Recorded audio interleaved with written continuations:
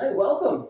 Thanks so much for joining me today. A quick profile of Utthita Hasta Padangusthasana, right? The balancing posture, Utthita, like the upright standing, intense sometimes. Hasta, Utthita Hasta Padangusthasana, the hand to foot pose, right?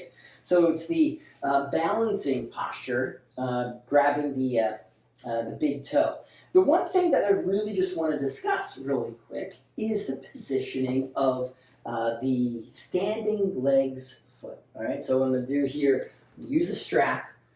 All right, I'm going to lay the strap out so that there is something that we can refer to. As a matter of fact, I think I'm going to make this way. Okay, now ideally, thinking about the foot, the standing legs foot, I'm kind of tracking here a little bit. Maybe the heel's out a little bit. I do have a tendency to pronate, supinate, whichever one goes like this. Supinate, I believe. All right, so I'm gonna turn the heel out a little bit.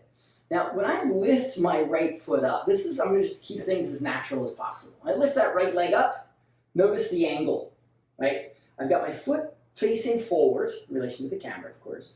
My leg naturally just wants to drift to the right, okay? Ideally, I'm moving that leg back to midline, But really what I want to be able to do is align my lifted leg, this right leg. I want to align the inner thigh, right? So this is your visual cue. The inner thigh aligns with the inner edge of your standing leg's foot, in this case my left foot. Right? So it's moving into midline for sure. A lot of times what ends up happening is the hips are going to naturally rotate. It's the typical rule or law, I should say, of the path of least resistance. Right? It's, I think, this weird law in, or certainly in our bodies, but in nature, the path of least resistance, right? Water flows through the path of least resistance. Our body has a tendency to do the same thing. All right, so we apply effort, right? And this is, obviously a huge difference between like yin and yin yoga and a lot of the other styles. All these other styles, and vinyasa and ashtanga especially, there's quite a bit of effort to make change. So it's not just a matter of moving the right leg to midline. Excuse me. Oh, my daughter's fake fingernails. Everywhere. Okay. So I'm sure those of you who have daughters will sympathize. Where's my balance? There it is. So I'm here. So it's not just a matter of bringing that leg back to midline, but also adjusting the back hip, this lifted leg's hip, forward in space. I'm not doing anything with my leg. I'm not doing anything, well, I did in the beginning there. I draw it back to midline. And then I was just working at this hip joint, my standing leg's hip joint, to internally rotate, essentially, that hip joint. But of course, the leg is not moving, right? It's standing. It's fixed position.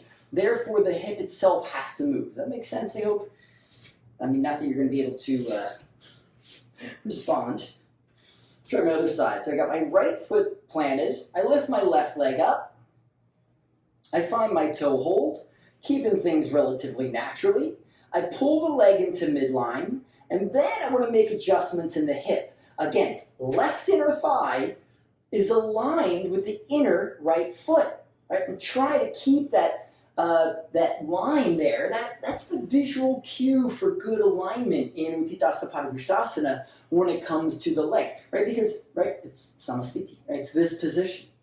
If we had the leg lifted, right, and we're thinking about the path of least resistance, that leg would look something like this, all right? From a samastiti point of view, if you will, right? We want to return, boom, we want to return here. So when that leg is lifted and we're balancing, we've got to not just move the leg back to midline, but we also have to affect that lifted leg and that side's hip by using the standing leg and the hip. All right? So again, if I'm in the path of least resistance here, and I'm not going to move my leg to midline, I'm just going to affect my hip, notice, right? I'm rotating the back hip forward here. Right now, my hip in relation to the standing leg, let's do this, it's more obtuse. I talk about this in Padangusthasana a lot, right? Padangusthasana is a really obtuse angle between the femur bone and the pelvis. Now, as I even things out, we're going to move more to like a, half lotus position, right? Where things square up, things move to 90. Right? So you want to feel that angle while you're in your balanced posture. You want to feel that 90-degree angle between the standing leg and the pelvis and for that matter, your lifted leg as well. But really, it's the standing leg that's going to affect things. Hopefully that makes sense. You want to feel that 90 degrees. You don't want to go to 100, 110. You don't want the hips to be there, right? We're going to put effort in that standing leg that moves beyond just maintaining our balance and affect the alignment of the entire pose by using that musculature in that hip. All right. So that's all I'm going to deal with because there's a lot to consume and work on. So just plug that into your practice. I teach that posture almost every single sequence. It's an important one. Okay? So plug that into your practice. And again, if you have any questions, please let me know. Cool. Peace.